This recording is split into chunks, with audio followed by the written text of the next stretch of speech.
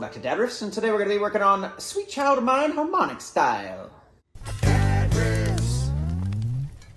Alright, so we're going to be focusing on the three sweet spots. You got the 12th fret, you got the 7th fret, and you got the 5th fret.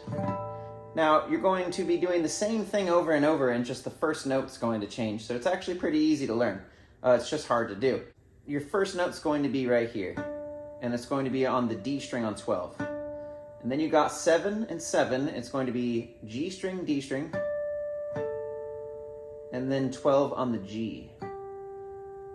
And then you have 5 on the G, and then 7 on the D, and then 7 on the B, and then back to 7 on the D.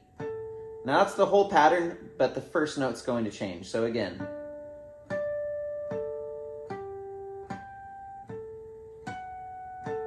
you do that twice. Instead of starting right here, you're going to start on the 7th fret of the A string. And you do that twice. And now your new starting note for the third one is going to be the G string on the 12th fret. And of course you do that twice. There's a little ending riff right before the singing starts, and that would be 12 with your pinky on the E string, and then you're going to keep bouncing back to this note. It's going to be D on the 7th fret. So that's 12 to the 7, of course. And then you got 7 on the G string, and then back to 12.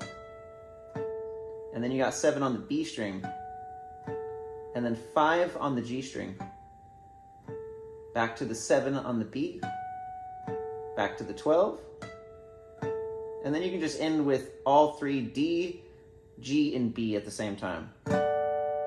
It's another harmonic-y little practicey thing. But yeah, I figured this out a long time ago when I was playing with harmonics, and I was like, oh man, you can play Sweet Child of Mine with harmonics. And then I heard several covers of it where people do harmonic style, which is pretty cool. So I'm not the only one that thought it was cool.